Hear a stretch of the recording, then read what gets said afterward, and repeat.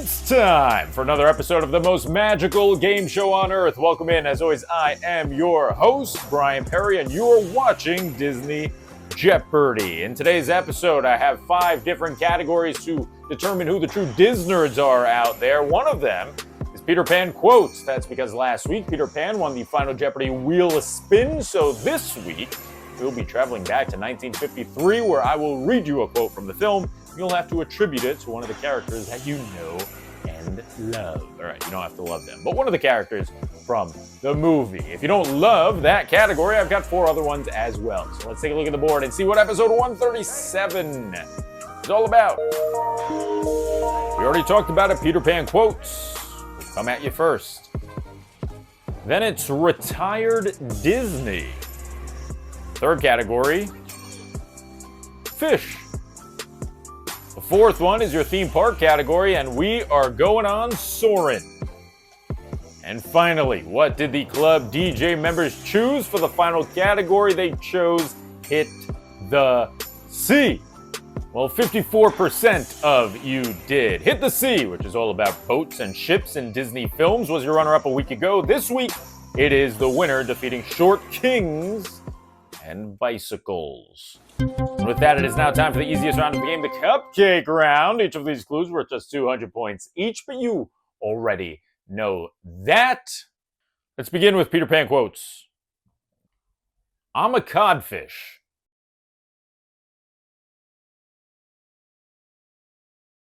That was spoken by Captain Hook. I'm a codfish. Louder! I'm a codfish! Okay, it's now time to move on to a category I'm very excited about. It's called Retired Disney. The reason I'm so excited about it is because it's truly about Disney lore, not about a specific movie, not about a specific show, but instead just Disney as a whole. Let's see who the true Disney fanatics are. We begin with the 200-pointer. Collect real-life toys and see them come to life in this video game that had 3 versions released between 2013 and 2015.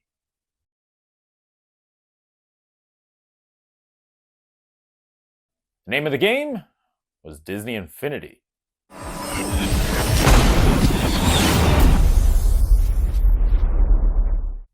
We're moving on to fish for 200. Ariel calls him a guppy.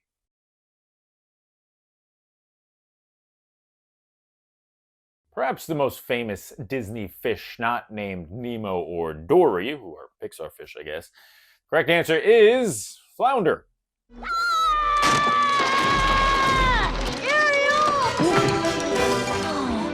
Are you okay? Yeah, sure. No problem. I'm okay. Okay, it's now time for my favorite part of the game, the theme park category. And this week it's all about Soarin'. The reason I've chosen to do Soarin' is because Disney just announced that next year, in honor of our 250th birthday here in the United States, we're getting Soarin' across America at both California Adventure and EPCOT. Very exciting news. Let's begin the category with the 200-point clue. The first version of the attraction appeared in this Disney park.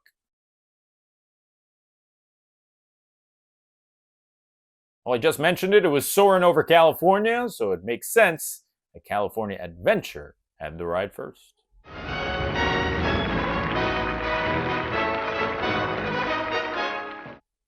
Finish off the cupcakes with Hit the Sea. The only Disney villain to die via being stabbed by a ship.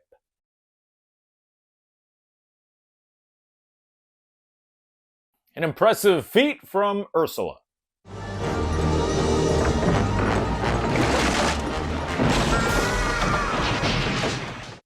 We move on to the 400-point round. It begins with Peter Pan quotes.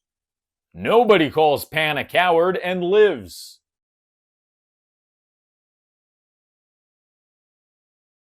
Gotta respect someone who speaks in third person. That is the case here because the correct answer is Peter Pan. Nobody calls Pan a coward and lives. All right, here comes Retired Disney for the second time. This Disney DVD is enhanced with blank. Your movie and a selection of bonus features will begin automatically.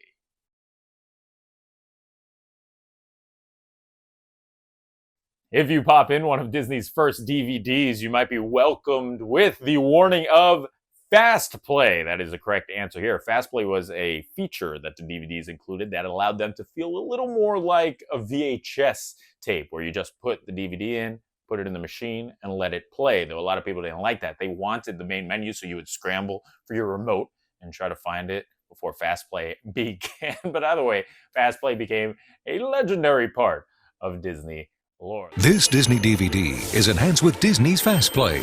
Your movie and a selection of bonus features will begin automatically. Let's move on to Fish now for 400. While battling Nessus, this character accidentally grabs a fish as a weapon and holds it as if it were a sword.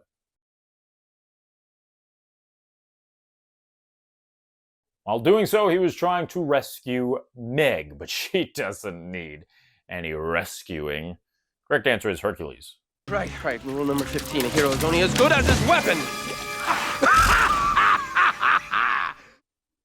Let's tackle Soarin for the second time. In Soarin' Around the World, this iconic landmark that stands over 980 feet tall appears slightly bent due to the curved projection dome.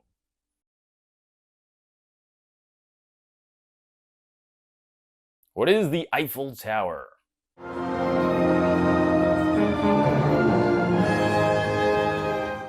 On to Hit the Sea to finish off the fours. The name of the short film that this vessel appeared in 1928.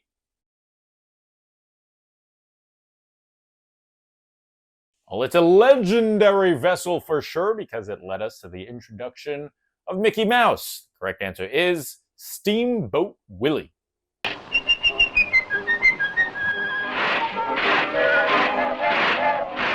10 clues down. We're moving on to the 600-point round where the clues get a little tougher.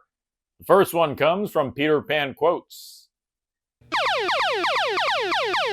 Whoa, hold the phone. This is the 600-point round, but this clue could be worth a bit more. That's because this is clue number 3,700 in the history of Disney Jeopardy, aka today's Daily Double. Make your wagers based on your knowledge of Peter Pan for an opportunity to double your point total.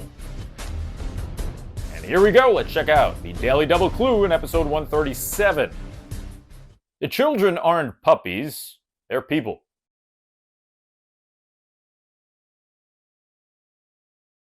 The answer to the Daily Double is George Darling. And the children aren't puppies. They're people. And sooner or later, Nana, people have to grow up. All right, let's go back to some Disney lore. It's retired Disney for 6. From 2001 to 2024, this mail order service allowed collectors to build their Disney film libraries at home.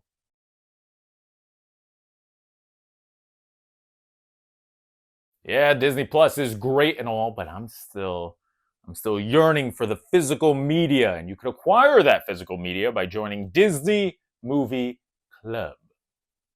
Here comes the halfway point of the game. It's Fish for 6. The name of the fish Lilo fed a sandwich to at the beginning of Lilo and Stitch.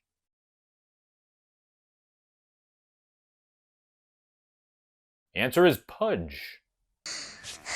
Every Thursday I take Pudge the fish a peanut butter sandwich. Pudge is a fish? And today we are out of peanut butter. Here comes Soarin for the third time. Our chief flight attendant, Patrick Warburton, reminds guests to remove all loose articles before riding, including these little beauties.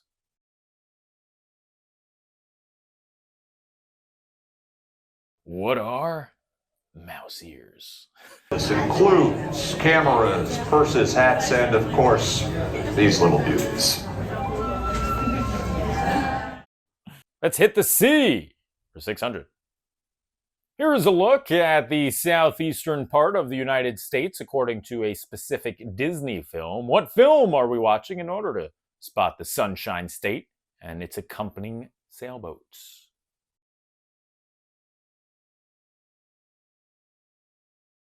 The answer is Dumbo, but I want to focus on the screenshot a little bit as we zoom into the actual clip. And, I don't know if anyone noticed, but these states are a little mislabeled. 800-point round now. As we continue, the game begins with Peter Pan quotes. Aren't you our mother, Wendy?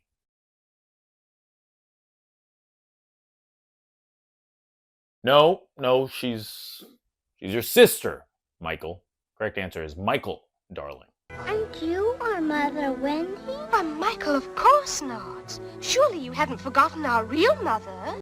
Here comes retired Disney for the 4th time. Hope you're liking the category. Printed from 1987 to 2016, the much-loved Disney dollars featured more than a dozen different designs, though every single one included the signature of this character on the front of the bills.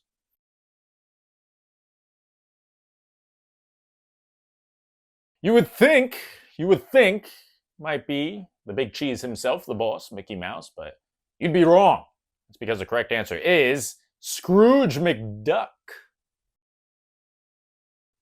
Here comes fish for 8. The number of creatures, including Nemo, in the fish tank found in P. Sherman's dentist office. You can pause the video here since you have to count, but I'll also just give you an extra 5 seconds.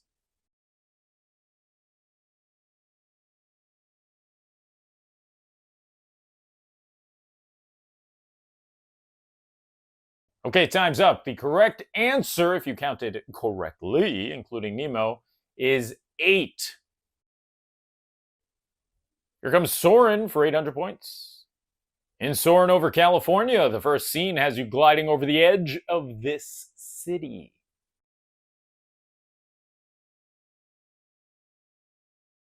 Now, technically, you're not gliding over this city, but you're coming close to the edge of it. The correct answer is San Francisco, because you're on the other end of the Golden Gate Bridge.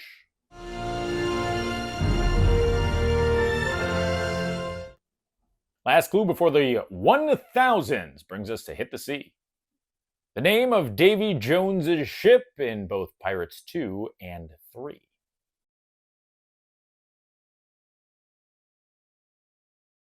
Made more popular by Nickelodeon and SpongeBob SquarePants. The correct answer is The Flying Dutchman.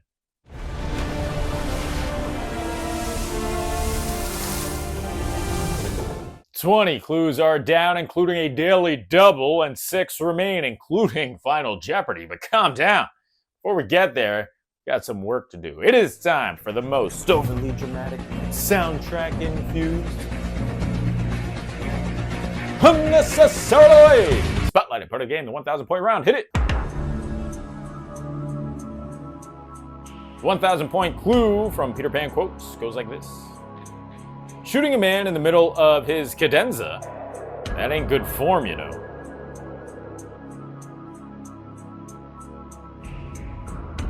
Spoken by Mr. Smee.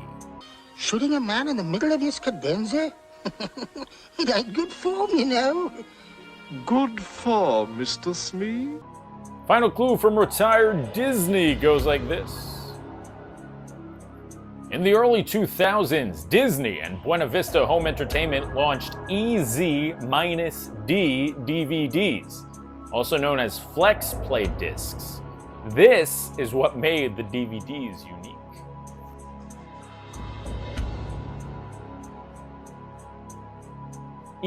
EZ-D discs were interesting to say the least. Essentially, what made them unique was after you open them, they self-destructed within 48 hours. What? This message will self-destruct. Okay, maybe it didn't self-destruct like that, but over the course of 48 hours, once oxygen touched the once vacuum-sealed disc, the disc would turn black and make it unusable. I'm sure you're thinking, who would buy one of these? Well, thought was, we'll make these things about $5, essentially equal to a 2-day rental at Blockbuster, and this will be the future of renting movies. You go buy a DVD that expires within 48 hours of opening. Crazy concept, obviously didn't pan out. Here comes the next clue, it's from Fish. Name these 2 characters who happen to find themselves in fish form.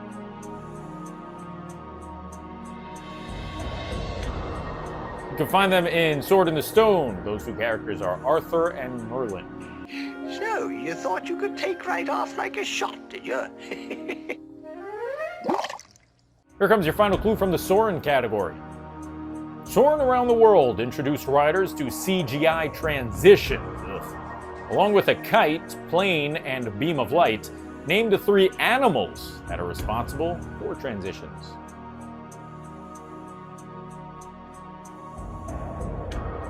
Here comes another Bryan hot take, but I personally am not a fan of these CGI transitions. I think the world is beautiful enough. We don't need to insert CGI bears to enhance it.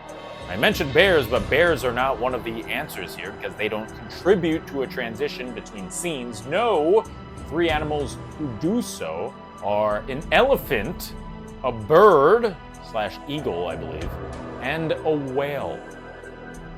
Final clue on the board before the final Jeopardy wheel spin. Let's hit the C one more time.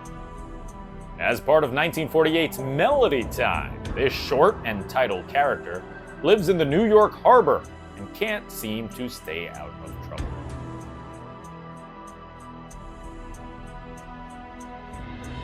Well, his name is Little Toot. Yes, his name is Little Toot, and he's so annoying in the New York City harbor that eventually he gets arrested and sent 12 miles from the coastline. He does redeem himself, but you're going to have to check out Melody Time to see how. 25 clues are down, but one remains, and it just so happens to be the one clue of the game that will ultimately determine how proud of yourself you will be for the next 7 days until Halloween.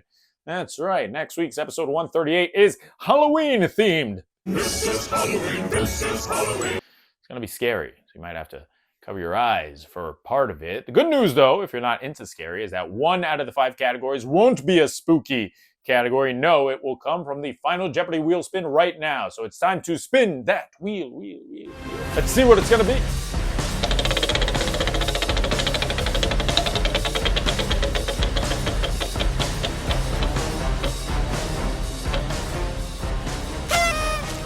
Oh my goodness, I lied. I said it wasn't going to be a scary category, and now I have to watch Cars 2? Well, I guess it's fitting. That's right, Cars 2 will squeeze into the Halloween episode next week. Honestly, that is pretty apropos. It's time to make your wagers based on how much you remember about what is likely regarded as Pixar's worst movie ever. All right, here comes the final Jeopardy clue. Unfortunately, it comes from Cars 2. Early in the film, Idiot Mater mistakes wasabi for this kind of ice cream. Good luck.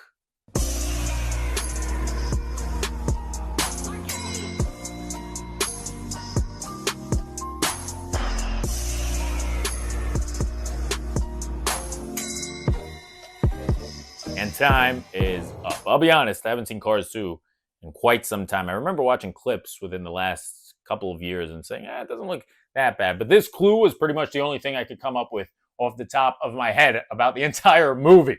The correct answer for Final Jeopardy is pistachio ice cream. Hey, what you got here that's free? How about that pistachio ice cream?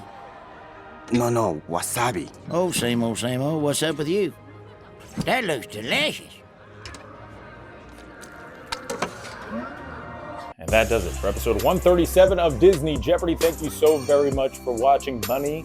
Hey, Bunny, I have really bad news. You have to watch Cars 2 next week. Cars 2, thank you for making me feel better. I know. This is a disaster. Anyway, also, happy belated birthday. It's her birthday last weekend. She turned 5 years old, so happy birthday, Bunny. Also, shout out to my dad. It's his birthday as well. Speaking of shout outs, how about all the Club DJ members who voted for Hit the C last week? You guys have the opportunity to select one of the Halloween categories for next week. You'll notice Short Kings, the runner-up from last week's poll, is not on there. That will return next week. Instead, choose one of these 3 spooky options. And with Halloween just around the corner, we see some festive decor in the house of Ashley, or should I say, the house of Loxley and Drogo, 2 diehard Jeopardy fans who also happen to be Chihuahuas. I love it.